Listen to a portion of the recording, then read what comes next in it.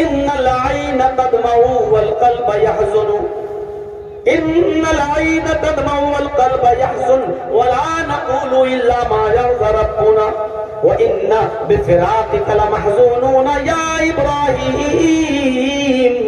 یہ اللہ کے نبی نے ابراہیم کے انتقال پر یہ جملے ادا کیے. آئے میرے بیٹے میری آنکھیں اشکبار ہیں. ان العین تدمع میرے بیٹے میری آنکھوں سے آنسو جاری ہیں. ان العین تدمع میری آنکھیں اشکبار ہیں, آنکھوں میں آنسو ہیں. والقلب یحزن اور تیری جدائی سے میرا دل غمگین ہے, میں غم زدہ ہوں. دیکھیے ایک باپ کا درد سمجھنے کی کوشش کریں. آنکھیں اشکبار ہیں, ان العین تدمع آنکھوں سے آنسو جاری, والقلب یحزن میرا دل غمگین. لیکن اس کے باوجود شریعت پر پابندی کی انتہا دیکھیے. ولا نقول الا ما يرضى ربنا, لیکن ہم اپنی زبان سے ایسی باتیں نہیں کہیں گے.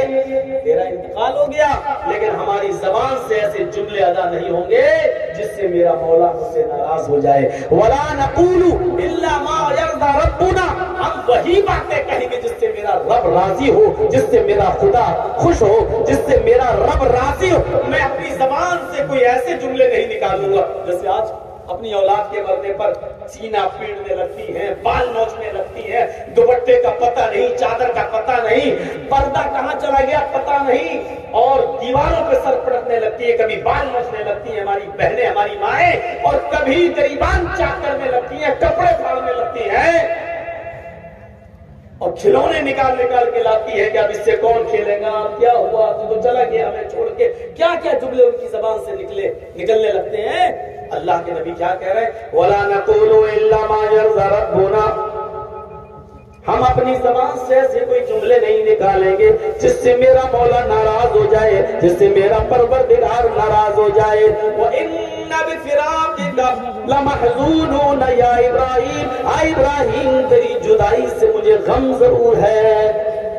غمگین ہونے کا مطلب یہ نہیں ہے کہ میں اپنا سینہ چاہتا ہوں. غمگین ہونے کا مطلب یہ نہیں کہ اپنا سر دیوار میں ماروں. یہ امانت اللہ کی تھی, اللہ نے نبی کے اس بیٹے کے انتقال کے بعد جو کافروں میں مین جو تھے بہو چرچت لوگ, ابو جہل, ابو لہب, عاص ابن وائل, ایسے لوگ یہ خوش ہو رہے ہیں. اور ابو لہب تو اپنے گھر میں جشن منا رہا ہے.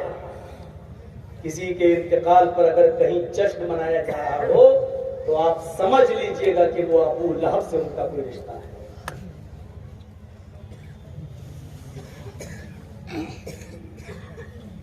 جشن ہو رہا ہے اور آپس میں ساتھیوں سے کیا کہا جا رہا ہے, اب گھبراؤ نہیں, محمد کی نرینہ اولاد ختم ہو چکی ہے.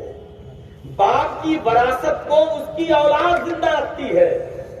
باپ کے مرنے کے بعد باپ کی فیکٹری کو اس کا بیٹا سنبھالتا ہے, باپ کے کاروبار کو اس کی اولاد سنبھالتی ہے. محمد کی فیکٹری, محمد کا کاروبار تو یہ اسلام ہے, یہ دین ہے, یہ دعوت ہے, یہ تبلیغ ہے. محمد کی اس فیکٹری کو کون سنبھالے گا؟ اس کا تو کوئی بیٹا ہی نہیں ہے. قاسم انتقال کر گئے, عبداللہ بھی انتقال کر گئے, یہ ابراہیم بھی چلا گیا, اب کون سنبھالے گا؟ کوئی نہیں ہے. اور ان کے زبان سے جو جملہ نکلا تھا وہ یہ کہ لوگوں انتظار کرو, محمد مرا, محمد کا دین بھی مر جائے گا. محمد مٹا, محمد کا دین بھی مٹ جائے گا. محمد اور اس کے دین کا کوئی نام لینے والا نہیں ہوگا. نقل کفر, کفر نہ باشا. کافروں کے الفاظ کو انہی کے الفاظ میں نقل کر دینا کفر نہیں کہلاتا ہے. یہ ابھی جو کہا ہے محمد مرا, اس کا دین بھی مر جائے گا, یہ ہم نے نہیں کافروں نے کہا ہے, ہم تو اس کے الفاظ نقل کر رہے ہیں. محمد کے مرنے کے بعد محمد کا دین بھی مٹ جائے گا, اس کی اولاد ہی نہیں رہی, کون زندہ رکھے گا اسلام کو؟ یہاں کافر یہ کچوکے لگا رہے ہیں کر خوشیاں منا رہے ہیں، جشن منا رہے ہیں، وہ لوگ محمد بھی مرنے والے ہیں، محمد کے مرنے کے بعد محمد کا دین بھی مٹ جائے گا، محمد کا نام و نشان بھی ختم ہو جائے گا، اور محمد رسول اللہ کے مرنے کے بعد محمد کا بھی نام لینے والا کوئی نہیں ہوگا۔ نبی اکرم نے اپنے بیٹے کی باڈی کو بستر پہ رکھا، باہر نکل رہے ہیں تو یہ سب جملے سن رہے ہیں، نظریں آسمان پہ ڈالی،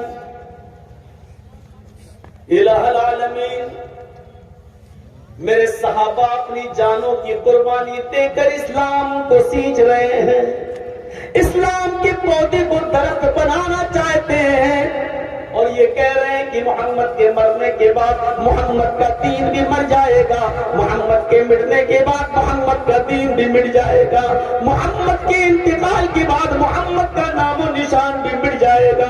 اے اللہ، پھر میرے ساتھیوں کی قربانی کا کیا مطلب؟ کیا ایسا ہوگا کہ میرے انتقال کے بعد اسلام مر جائے، اسلام مٹ جائے، میرا نام بھی مٹ جائے، میرا نام کوئی لینے والا نہ ہو؟ کیا ایسا بھی ہوگا؟ ایسا بھی ہو سکتا ہے؟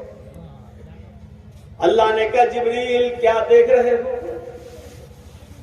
میرے نبی کا دل غمگین ہے، اس کو اپنے بیٹے کی جدائی کا غم بھی ہے، اور ادھر کافروں نے ایسے ایسے کچوکے لگائے ہیں۔ اب محمد رسول اللہ کو، میرے حبیب کو یہ فکر ہو گئی کیا میرے انتقال کے بعد میرا نام و نشان مٹ جائے گا، یہ دین مٹ جائے گا؟ جاؤ اور ان کو خوشخبری سنا دو۔ تب جبریل قرآن کی یہ سورت لے کر نازل ہوتے ہیں، اِنَّا آتَيْنَاكَ الْكَوْثَرَ فَصَلِّ لِرَبِّكَ وَانْحَرْ إِنَّ شَانِئَكَ هُوَ الْأَبْتَرُ۔ اے میرے حبیب، اللہ نے کہا ہے، اے میرے نبی، کون کہتا ہے آپ کے انتقال کے بعد آپ کا نام و نشان مٹ جائے گا؟ اللہ نے کہا ہے، ہم نے آپ کو بہت سی خوبیوں سے نوازا ہے، ہم نے آپ کو بہت سی بھلائیوں سے نوازا ہے، ہم نے آپ کو خیر کثیر دی ہے۔ أَلَمْ نَشْرَحْ لَكَ صَدْرَكَ، کیا ہم نے آپ کے لیے آپ کے سینے کو کھول نہیں دیا؟ وَوَضَعْنَا عَنْكَ وِزْرَكَ، آپ کے اوپر جو بوجھ تھا جو آپ کو جینے نہیں دیتا تھا، کیا ہم نے اس بوجھ کو آپ کے اوپر سے ہٹا نہیں دیا؟ الَّذِي أَنقَضَ ظَهْرَكَ، جو بوجھ آپ کی پیٹھ، آپ کی کمر توڑے ڈال رہا تھا، اس بوجھ کو ہم نے آپ کے اوپر سے ہٹایا نہیں۔ وَرَفَعْنَا لَكَ ذِكْرَكَ، اور میرے نبی، کیا ہم نے آپ کے ذکر کو بلند نہیں کر دیا؟ کیا ہم نے آپ کے نام کو بلند نہیں کر دیا؟ یہ عرب کے سردار، یہ ابو لہب، ابو جہل، عاص بن وائل، مغیر، یہ تمام کے تمام لوگ یہ کہہ رہے ہیں کہ محمد کے مرنے کے بعد محمد کا نام و نشان مٹ جائے گا۔ میں ضمانت دیتا ہوں، میں گارنٹی دیتا ہوں، اے محمد صلی اللہ علیہ وسلم، کوئی آپ کے نام کو مٹا نہیں سکتا جب تک مسجد کے مینارے کی بلندیوں پر کھڑے ہو کر میرا کوئی بندہ میرا نام لے گا، اللہ اکبر، اللہ اکبر، اشہد ان لا الہ الا اللہ، قسم ہے مجھے اپنے عزت و جلال کی، اس کی اذان اس وقت تک مکمل ہی نہ ہوگی جب تک میرے نام کے بعد وہ آپ کا نام نہ لے لے، اشہد ان محمد رسول اللہ۔ کون کہتا ہے کہ آپ کے انتقال کے بعد آپ کا نام و نشان مٹ جائے گا؟ جب تک میرا نام باقی رہے گا، میرے نام کے ساتھ ساتھ آپ کا نام بھی باقی رہے گا۔ کون کہتا ہے کہ آپ کے انتقال کے بعد آپ کا نام مٹ جائے گا؟ کہنے دو، آگے آئے گا، کہنے دو جو کہہ رہے ہیں، بولنے دو جو بول رہے ہیں۔ زیادہ بولنے کی وجہ سے کوئی آدمی سچا تھوڑی ہو جاتا ہے۔ ہمارے ملک میں بھی ایک آدمی ہے جو بہت بولتا ہے، اور جو زیادہ بولتا ہے تو دنیا میں سب سے بڑے جھوٹے کے نام سے بھی مشہور ہے۔ سنا نا کچھ دنوں پہلے، وہ سنا ہے سعودیہ گیا تھا اور وہاں کے بادشاہ سے کہہ رہا تھا توپ دیکھ کر، وہاں کی جو توپ تھی اس کو دیکھ کر کہتا ہے یہ کتنا پھینکتی ہے؟ تو سعودیہ کے بادشاہ نے کہا واللہ یا حبیبی آپ سے کم پھینکتی ہے۔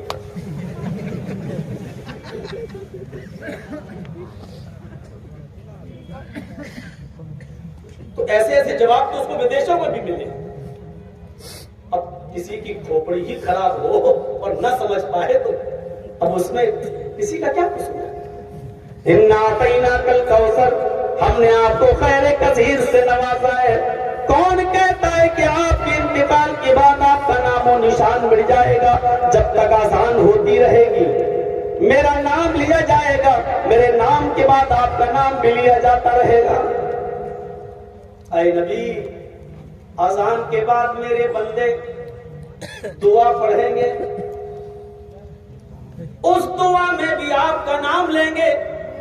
اللہم رب هذه الدعوة التامة والصلاة القائمة. جہاں میری حمد و ثنا بیان کریں گے وہاں وہ یہ بھی کہیں گے آت محمد الوسیلہ والفضیلہ. وہ آپ کے لیے بھی فضیلت اور وسیلے کا سوال کریں گے، مقام محمود کی طلب کریں گے، مقام محمود کی دعا مانگیں گے. اے میرے نبی، میرا جو بندہ نماز پڑھنے کے لیے مسجد میں جائے گا، وضو بنائے گا تو کہے گا بسم اللہ، وہ میرا نام لے گا. اگر وضو بناتے وقت میرا نام لے گا تو وضو کو مکمل کرنے کے بعد وضو کی بعد کی دعا میں آپ کا نام لے گا اشہد ان محمدًا عبدہ ورسولہ. وہ آپ کا نام لے گا، یعنی وضو کے بعد آپ کو یاد کیا جائے گا، اذان کے بعد آپ کو یاد کیا جائے گا، اذان میں آپ کو یاد کیا جائے گا.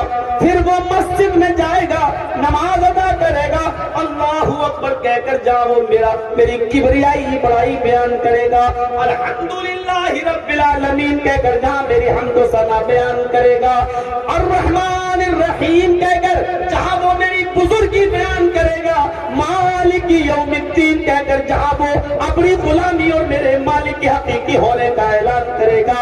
قسم ہے مجھے اپنے عزت و جلال کی، نماز ختم کرنے سے پہلے وہ آپ کے اوپر درود پڑھنا نہیں بھولے گا. وہ آپ کے بارے میں بھی کہے گا، کیا کہے گا؟ اللہم صلی علی محمد وعلی آل محمد. وہ آپ کا نام ملے گا، سلامتی ہو رحمتیں ہوں اللہ کی.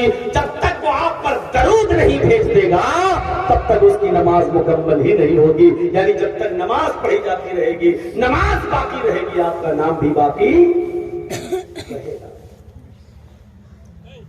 اس نبی کو ہم بھولنے کا مطلب کیا ہے؟ اس کی احادیثوں پر عمل نہ کرنا، اس کی سنتوں پر نہ چلنا، اس کے بتائے ہوئے راستے پہ نہ چلنا. یاد ایک مثال سے سمجھانے کی کوشش کرتا ہوں. دنیا میں انسان کو دو موقعوں پر پہچانا جاتا ہے. جیسے میرا کوئی دوست ہے جو بچپن سے میرے ساتھ کھیلا ہے، اچانک اس کو کوئی بہت بڑا عہدہ مل گیا، بہت بڑی پوسٹ مل گئی، وہ منسٹر بن گیا، کیبنٹ منتری بن گیا. تو اب پہچانا جائے گا کہ دیکھیں اب یہ مجھے یاد رکھتا ہے کہ نہیں، بچپن میں میرے ساتھ پتنگ اڑاتا تھا، میرے ساتھ کھیلتا تھا. آج دیکھیں بہت سے لوگ جب کسی بڑی پوسٹ پہ پہنچ جاتے ہیں تو اپنوں کو بھول جاتے ہیں. پہچانا دیکھا. یہ موقع ہوتا ہے کسی کو پہچاننے کا. اور ایک موقع وہ ہوتا ہے جب انسان کے اوپر کوئی بہت بڑی مصیبت یا پریشانی آئے تو اس وقت پہچانا جاتا ہے کہ میرے دکھ کی گھڑی میں کون میرے ساتھ ہے اور کون مجھے پہچان رہا ہے. اور اس بات کو میں بخوبی جانتا ہوں کیونکہ میرے اوپر بھی دکھ کے پہاڑ ٹوٹے ہیں. 5 مہینہ میں بھی جیل کی سلاخوں میں رہا ہوں. اس موقع پر میں نے پہچانا تھا کہ کون میرا ہے اور کون میرا نہیں ہے، کون منہ دیکھی محبت کرتا ہے اور کون مصیبتوں میں ساتھ آتا ہے. بہت قریب سے میں نے منافقوں کو پہچانا ہے، بہت قریب سے میں نے 2 منہوں والے سانپوں کو دیکھا ہے. جیل سے نکلتے ہی سب سے پہلے فون وہی کر رہے ہیں جو ایک دن ملنے نہیں آئے. مولانا سب ٹھیک ہیں، کیسے ہیں؟ اب ان کو پروگرام کی ڈیٹ چاہیے. کیسے ہیں؟ میں نے بہت دعا کی آپ کے لیے، مسجد پہ دعا کرائی آپ کے لیے. میں نے کہا جزاکم اللہ. بہت قریب سے دیکھا. یا تو کسی کو پہچاننا ہو تو اس کی خوشی میں پہچانو، یا کسی کو پہچاننا ہے تو اپنے کرتا ہے اور ذرا اپنے نبی پر نظر رکھتا ہے۔ اس سے بڑی